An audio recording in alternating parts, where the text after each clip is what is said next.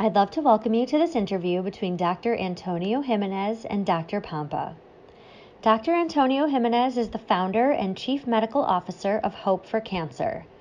Dr. Jimenez's 7 key principles of cancer therapy form the foundation of his comprehensive integrative protocols from his diverse toolbox of non-toxic therapies, which he uses to target the cancer and heal the terrain that caused the disease and feeds its growth. His work has been featured in several peer-reviewed articles. For over 28 years, he has dedicated his life to the study, clinical research, and implementation of non-toxic cancer therapies, emerging as one of the leading authorities in alternative cancer therapies. Dr. Jimenez continues to study medicine and lecture all over the world. I hope you enjoy this interview. Dr. Tony Jimenez, one of my favorite people, and I'd have to say the same for my wife.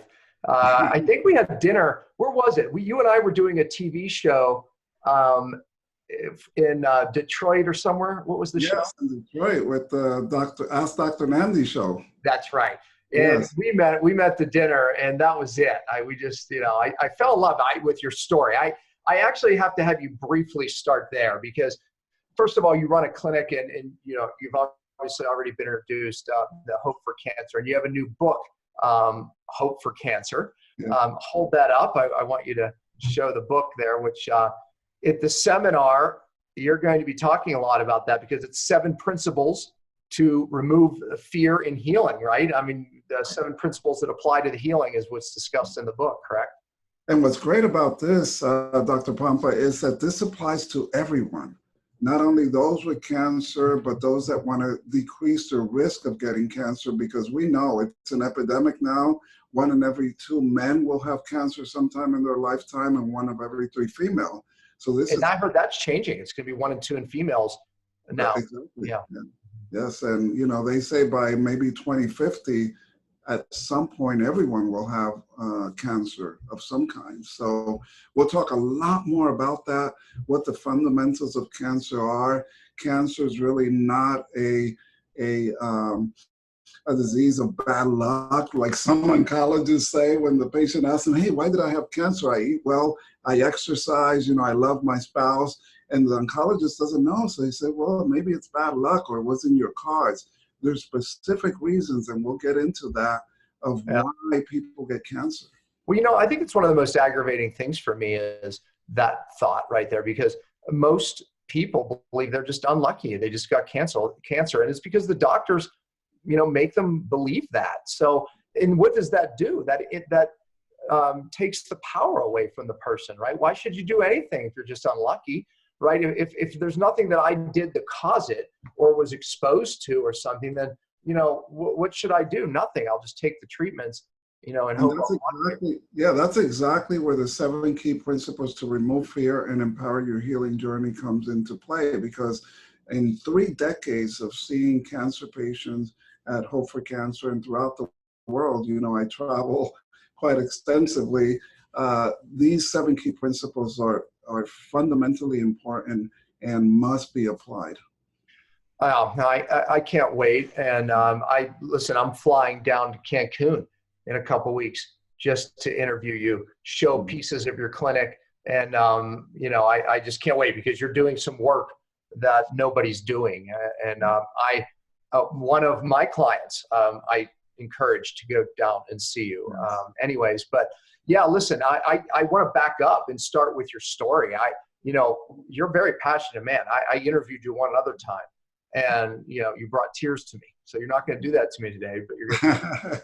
Well, I might. We have the great physician that helped me write this book, and we know who that is, right? The Almighty God. And so many years ago, I was visiting my parents in Texas, and I happened to go to a church out of the blue, apparently, but not really out of the blue, right? And the minister there, who was a guest minister, I've never been to this place before, and she made an altar call. I went to the front and started just, raising my hand, praising God. And she said, there's someone here who's going to do great things in medicine, and it's not in this country. And although Texans think that's a country, and at this time I was already a physician. I was practicing and working in Mexico. And I really didn't think it was me because there was about 1,000 people here. And she singled me out. She said, "You in the blue shirt." And as you can see, you know, blue is one of my favorite colors, right? So she said, "Yeah, you're going to travel the world. You're going to have a center where many people from all over the world will come to find health and healing. And you're going to be having the opportunity to treat famous actors and movie stars and governors and royal family and so forth." A lot of that, Dr. Pompa, has happened already. Yeah. So we're just so blessed to be in this ministry and this mission together with like-minded individuals like you. And this is why this seminar is so important, because we want people to be educated, for them to open their eyes that there are other options. Even if you choose to go the route of chemo and radiation, you know, it's the holistic approach to body, mind, and spirit, as we know. Yeah. Yeah. I mean, I couldn't have said it better than that. And there's so much to your story, you know, even beyond that, you know, what you've done. I mean, you know, I think you told last time I interviewed you, told a story about your daughter.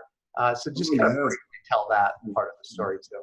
And guess what? On the presentation that I'll give at the HCF seminars, I'll begin with the story of my daughter, because it touches everyone. Yeah. And once you could touch the emotions and touch the mind and the spirit and the heart, the physical manifests in that healing potential. And that's what we want. The outcome is what we want.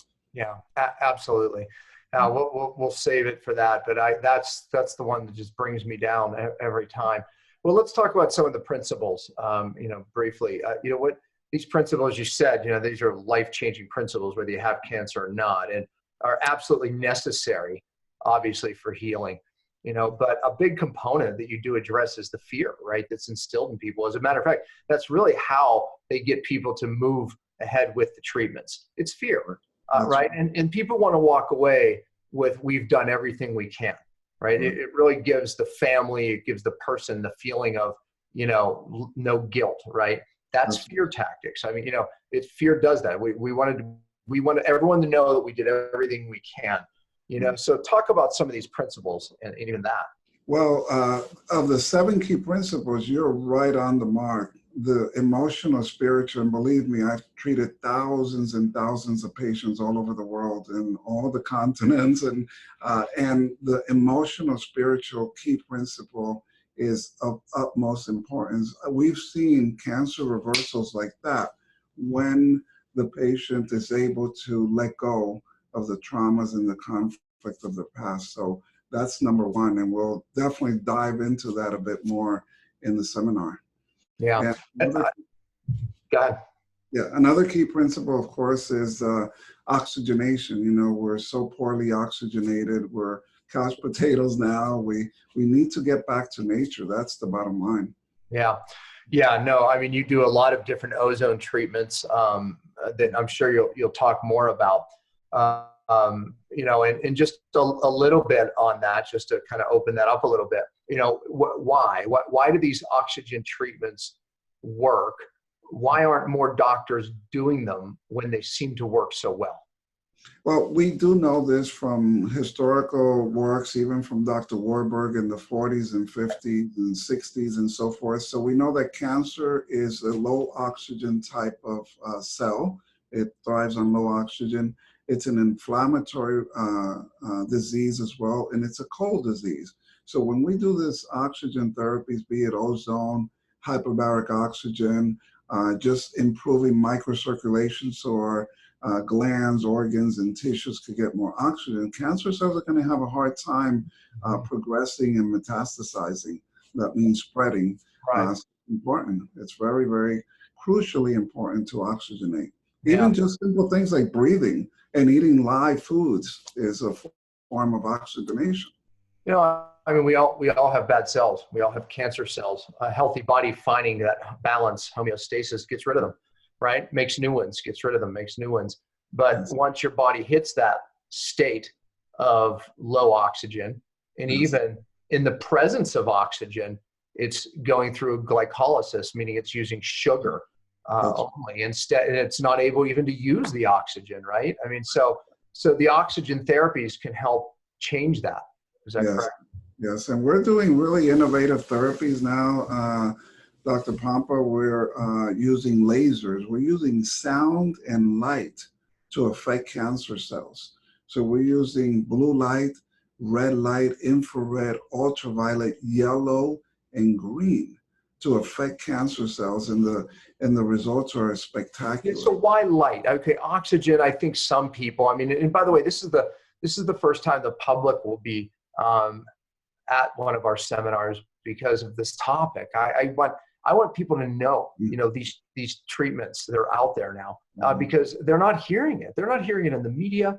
They're not hearing it anywhere, right? I mean, they'll hear it on podcasts, this and that, but people still, even that listen to podcasts, they still don't know what you're doing down there, right? Why this light? I mean, what does light do? How does that affect a cell? Well, just consider one thing: the total energy that is consumed in the world in 1 year is equivalent to the energy and the sunlight produced by the sun in 2 minutes. So light is so powerful. We have these substances in our body called chromophores. The mitochondria, which is a strong interest for you and your work, Dr. Pompa, the mitochondria needs light. Cells need light, oxygen, transportation, and hemoglobin. All this by light. And historically, in the ancient times, they used sound, right? Thumping or music, but light, just sunbathing. But what if we now trigger light and put these photons into your body so that they can affect healthy cells in a more positive way, and then kill cancer cells? Because, for example, infrared light, right, it triggers better mitochondrial action, more microcirculation. We use blue light to kill pathogens like viruses and bacteria.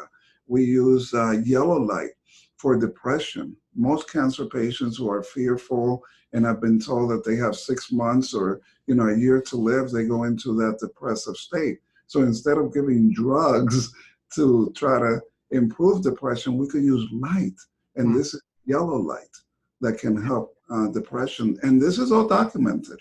Yeah. So you have different ways of administering it. So I stand in front of my Juve light, which is near infrared and red light therapy, 2 different frequencies of red, which it's right. I mean, it has a huge effect on the mitochondria, right? Just energy production, which plays a huge role in cancer. Obviously, it's one of my 5 R's. And then I have another type of frequency over here. It's a PEMF, right? And then another one, Beamer. Yes. It's like, these are all wavelengths of different frequencies that we know have a dramatic effect on cells and making cells healthy. And I believe these therapies are even more important today because we're exposed to so much damaging electromagnetic frequency from cell phones, from our environment. So these therapies, do you do them like IV? Do you do them topically? I mean, do you run blood through them? How are they administered? Yes, the light therapies, we could use them intravenously, IV, so we could deliver these different wavelengths of different color lights intravenously. We could do it topically. For example, in a patient with a breast tumor, we can trigger a light reaction into the breast by using very thin needles and putting it right into the breast and delivering the infrared light, the red light, the blue light directly into the tumor. And we've seen up to 45, 50% reduction in the tumor just with 2-3 sessions of this. It's spectacular.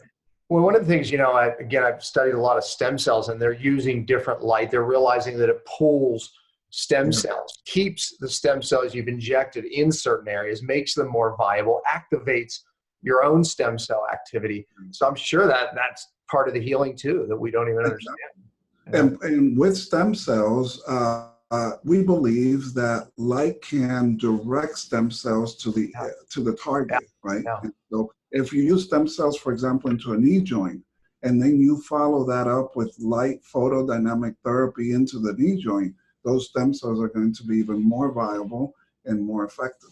Yeah, no, exactly. And I've seen that with myself.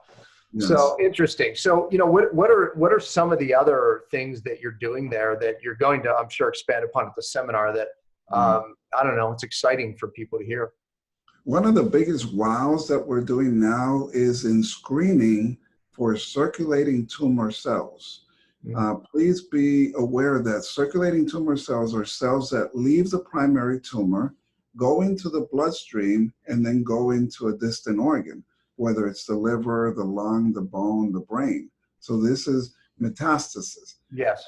90% of patients that pass away from cancer, it's not because of the primary tumor, it's the metastasis to the liver, to the lung, to the brain. So now we have a screening tool called photodynamic infrared spectroscopy.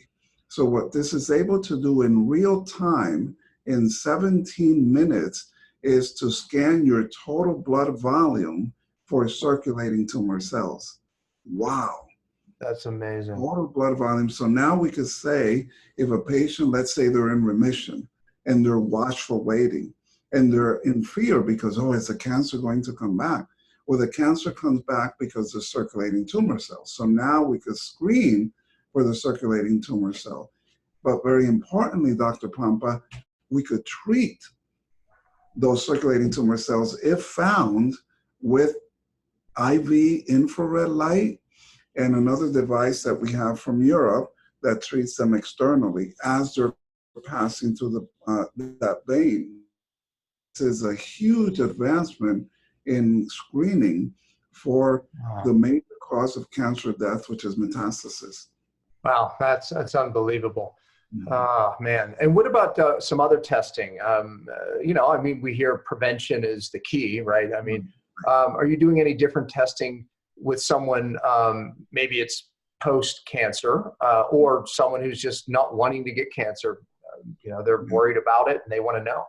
Yeah, well, there's quite a number of things, you know, in the US and in many of the conventional mindset, we could use energy to do diagnostics, like a PET scan, that's energy, an MRI, magnetic resonance imaging. This is energy, right? And EKG is energy. But when we use energy to treat or to scan doing bioresonance frequency or getting deeper to the cell level, so tools that I'll describe in the seminar, we can get to a deeper level of assessment, because an MRI or a PET scan, it's going to detect the tumor when it's already there. Right. And, you know, 2 millimeters or greater in size, and now the possibility that there's metastasis already exists.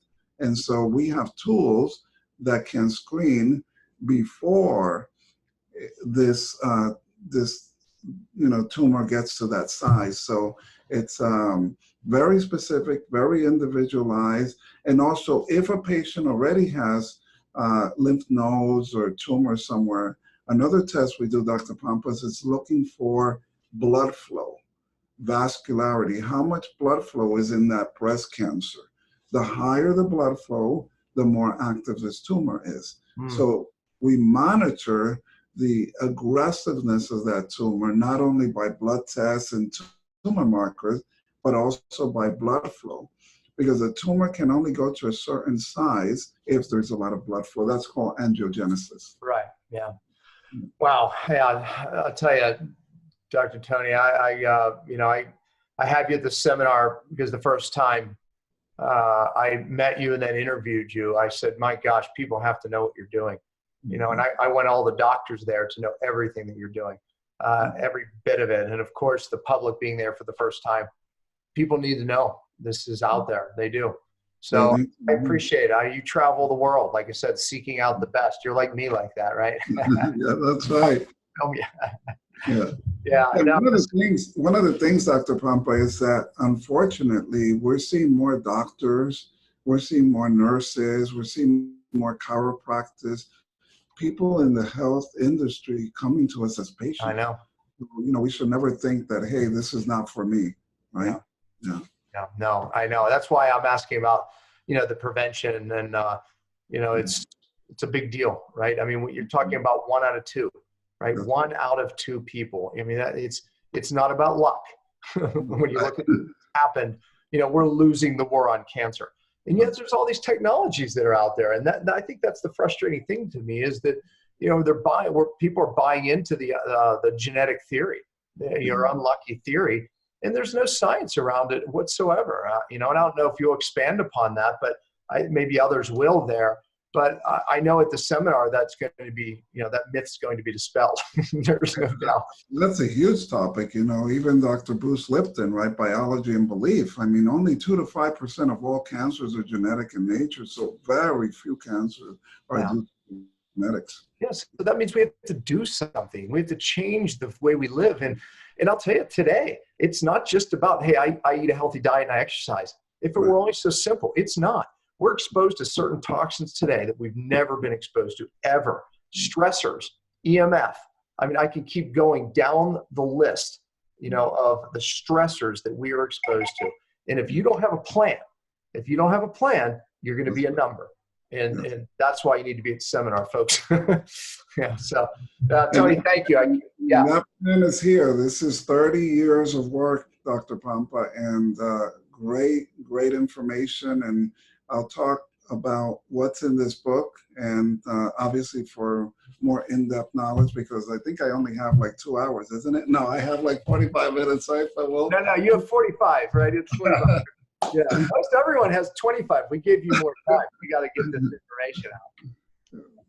Yeah, you're one of our keynotes. You're changing the world, Tony. You really are. You're a world changer. And I have to say it, right? It wasn't your choice, Tony. You were called to it, man. So, you didn't choose it. It chose you. Absolutely. And I like to say we don't treat the cancer in the person. We treat the person with the cancer. And this is something we should never forget, because most of traditional conventional medicine is treating the cancer and forgetting about the individual, their spirit, their soul, their mind. And if we only focus on the body, we're going to invariably fall short. And what you said is so true. And it sounds trite, but God's put in every one of us an ability to heal. When you focus on the cancer and not the person, you're literally cutting off the very thing that has the ability to heal the cancer. It does. It's there. The key is unlocking it. Right. Remove the interference. The body does the healing. Give it what it needs, right? But if you're treating cancer, you might win the battle for 5-10 years, but it's going to come back somewhere else. If you treat the person, different outcome every time. And as you mentioned, physical, chemical, emotional. So appreciate your work. I cannot wait. I can't wait for I can't wait for the people there. I know you more personal, and I know your stories. I just can't wait for them to hear you. They're going to fall in love with you like I did. I promise you that. And please, anyone that's watching this, come, invite your friends, invite your colleagues, because I was looking at the list of speakers, and I have to give my hats off to you. It's just, I go to a lot of conferences. I just finished one yesterday here in San Diego. It was brilliant. But the guests that you have, the speakers that you have, it's beyond. So please share this information with colleagues and friends. And I'm so happy that you have this open to the public as well. Yeah, I think with this topic, we had no choice, honestly. You're right.